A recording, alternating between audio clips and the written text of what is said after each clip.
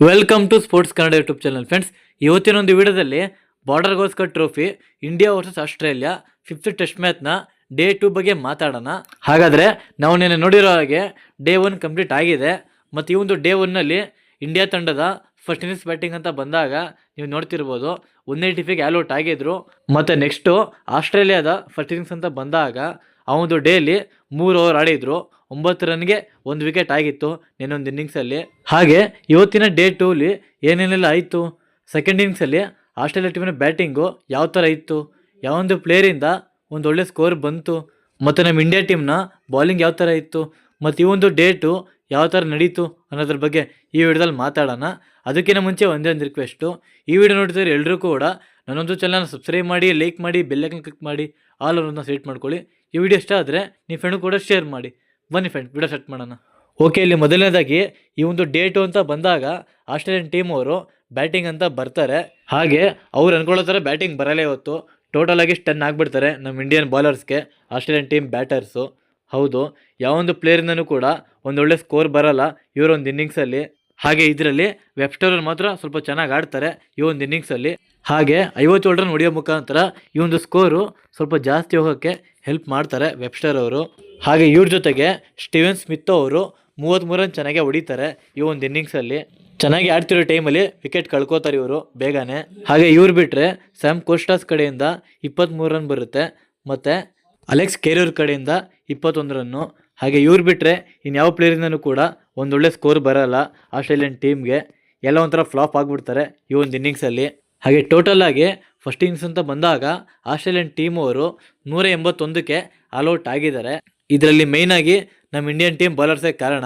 ಅವ್ರ ಬಗ್ಗೆ ಮಾತಾಡೋದಾದರೆ Indian ಟೀಮ್ನ first innings bowling ಅಂತ ಬಂದಾಗ ನಮ್ಮ ಕನ್ನಡಿಗ ಪ್ರಸಿದ್ಧ ಕೃಷ್ಣ ಅವರು 3 ವಿಕೆಟ್ ತೆಗೆಯೋ ಮುಖಾಂತರ ಈ ಒಂದು BGT ಟೆಸ್ಟಲ್ಲಿ ಬೆಂಕಿ ಬೌಲರ್ ಅನಿಸ್ಕೊಂಡಿದ್ದಾರೆ. ಹೌದು, ಅವರು ಒಂದು ಡೆಬ್ಯೂಟ್ BGT ಟೆಸ್ಟಲ್ಲೇ ಒಂಥರ ಮಸ್ತಾಲೆ ಬೌಲಿಂಗ್ ಮಾಡಿ ಕಾಣಿಸ್ಕೊಂಡಿದ್ದಾರೆ ಇಂಡಿಯನ್ ಟೀಮ್ಗೆ. ಹಾಗೆ ಇವ್ರ ಜೊತೆಗೆ ಮೊಹಮ್ಮದ್ ಸಿರಾಜ್ ಅವರು ಇವರು ಕೂಡ 3 ವಿಕೆಟ್ ತೆಗೆಯೋ ಮುಖಾಂತರ ಈ ಒಂದು ಮ್ಯಾಚಲ್ಲಿ ಬೆಂಕಿ ಬೌಲರ್ ಅನಿಸ್ಕೊಂಡಿದ್ದಾರೆ. ಹೌದು, ಒಂಥರ ಚಿಂದಿಲೆ ಬೌಲಿಂಗ್ ಮಾಡ್ತಾರೆ ಮೊಹಮ್ಮದ್ ಸಿರಾಜ್ ಅವರು. ಹಾಗೆ ಇವ್ರ ಜೊತೆಗೆ ಜಸ್ಪ್ರೀತ್ ಬೂಮ್ರಾ ಅವರು 2 ವಿಕೆಟ್ ತೆಗಿತಾರೆ.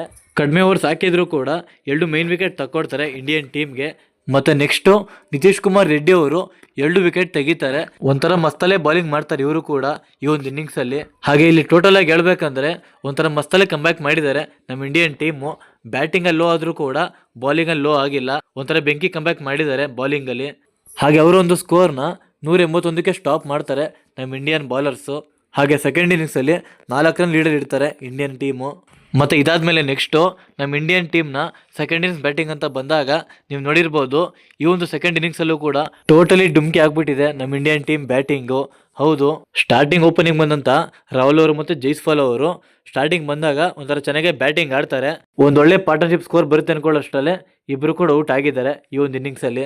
ಹಾಗೆ ಇದರಲ್ಲಿ ರಾಹುಲ್ ಅವರು 13 ರನ್ ನೋಡಿದ್ರೆ ಜೈಸ್ವಾಲ್ ಅವರು 22 ರನ್ ಹೊಡೆಯೋ ಮುಖಾಂತರ ವಿಕೆಟ್ ಕೊಟ್ಟಿದ್ದಾರೆ ಬೇಗನೆ. ಮತ್ತು ನೆಕ್ಸ್ಟ್ ಬರ್ತಾರೆ ಸುಬ್ಮನ್ ಗಿಲ್ ಅವರು. ಸ್ಟಾರ್ಟಿಂಗ್ ಬಂದಾಗ ಒಂಥರ ಚೆನ್ನಾಗಿ ಬ್ಯಾಟಿಂಗ್ ಆಡ್ತಾರೆ, 2 ಬೌಂಡ್ರಿ ಮಸ್ತಲ್ಲೇ ಹೊಡಿತಾರೆ. ಕೇವಲ 13 ರನ್ಗೆ ಇವರೊಂದು ವಿಕೆಟು ಕೂಡ ಕೊಟ್ಟಿದ್ದಾರೆ. ಮತ್ತು ನೆಕ್ಸ್ಟ್ ಬರ್ತಾರೆ ವಿರಾಟ್ ಕೊಹ್ಲಿ ಅವರು. ಸಿಕ್ಕಾಪಟ್ಟೆ ನಿರೀಕ್ಷೆ ಇತ್ತು ನಮ್ಮ ಫ್ಯಾನ್ಸ್ಗಳಿಗೆ ಇವ್ರ ಮೇಲಂತೂ ಒಂದೊಳ್ಳೆ ಸ್ಕೋರ್ ತೊಗೊಂಬರ್ತಾರೆ ಅಂತ.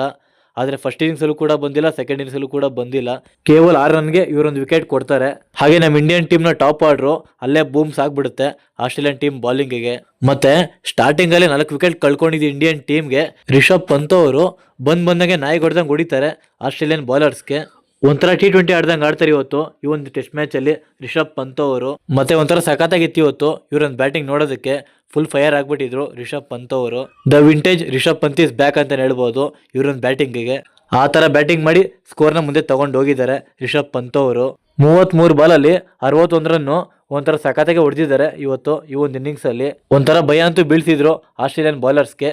ಆದರೆ ಸೆಟ್ಲಾಗಿರೋ ಟೈಮಲ್ಲೇ ಕ್ಲೀನಾಗಿ ವಿಕೆಟ್ ಕೊಡ್ತಾರೆ ರಿಷಬ್ ಪಂತ್ ಅವರು ಕಮಿನ್ಸ್ ಅವ್ರಿಗೆ. ಇವರು ಒಂದು ವಿಕೆಟ್ ಬಿದ್ಮೇಲಂತೂ ಅಲ್ಲಿ ರನ್ನೇ ಬರಲ್ಲ ನಮ್ಮ ಇಂಡಿಯನ್ ಟೀಮ್ಗೆ. ಅಲ್ಲೇ ಒಂಥರ ಸ್ಟಾಪ್ ಆಗಿಬಿಡ್ತಾರೆ ನಮ್ಮ ಇಂಡಿಯನ್ ಟೀಮು. ಹಾಗೆ ಟೋಟಲ್ ಆಗಿ ಈ ಒಂದು ಡೇ 2ಗೆ 141ಗೆ 6 ವಿಕೆಟ್ ಆಗಿಬಿಡ್ತಾರೆ ಇಂಡಿಯನ್ ಟೀಮ್ ಅವರು. ಒಂಥರ ಕಮ್ಮಿನೇ ಆಯಿತು ಈ ಒಂದು ಸ್ಕೋರು. ಇನ್ನು ಪ್ರೆಸೆಂಟಾಗಿ ಸ್ಟ್ರೈಕಲ್ಲಿ ಜಡೇಜರು ಮತ್ತು ಸುಂದರ್ ಅವರು ಇದ್ದಾರೆ. ಇನ್ನು ನಾಳೆ ಡೇ 3 ಇದೆ, ಕಾದು ನೋಡ್ಬೇಕು ಯಾವ ಥರ ಬ್ಯಾಟಿಂಗ್ ಆಡ್ತಾರೆ ಅಂತ. ಮತ್ತು ಇಲ್ಲಿ ಕೊನೆಯದಾಗಿ ಆಸ್ಟ್ರೇಲಿಯನ್ ಟೀಮ್ನ ಸೆಕೆಂಡ್ ಇನ್ನಿಂಗ್ಸ್ ಬೌಲಿಂಗ್ ಅಂತ ಬಂದಾಗ ಒಂಥರ ಮಸ್ತಲ್ಲೇ ಬೌಲಿಂಗ್ ಮಾಡಿದ್ದಾರೆ ಸ್ಕಾಟ್ ಬೊಲಾಂಡೋ ಅವರು. 4 ವಿಕೆಟ್ ತೆಗಿತಾರೆ, ಎಲ್ಲ ಮೇನ್ ವಿಕೆಟ್ಸೇನೆ. ಒಂಥರ ಹೀರೋ ಆದ್ರಿ ಇವರು ಈ ಒಂದು ಟೆಸ್ಟ್ ಮ್ಯಾಚಲ್ಲಿ ಆಸ್ಟ್ರೇಲಿಯನ್ ಟೀಮ್ಗೆ. ಹಾಗೆ ಇವ್ರ ಜೊತೆಗೆ ವೆಬ್ಸ್ಟರ್ ಅವರು 1 ವಿಕೆಟು ಮತ್ತು ಪ್ಯಾಟ್ ಕಮಿನ್ಸ್ ಅವರು 1 ವಿಕೆಟ್ ತೆಗಿತಾರೆ. ಟೋಟಲ್ ಆಗಿ ಇವರು ಕೂಡ ಒಂಥರ ಚೆನ್ನಾಗಿ ಬೌಲಿಂಗ್ ಮಾಡಿದ್ದಾರೆ ಈ ಒಂದು ಸೆಕೆಂಡ್ ಇನ್ನಿಂಗ್ಸಲ್ಲಿ.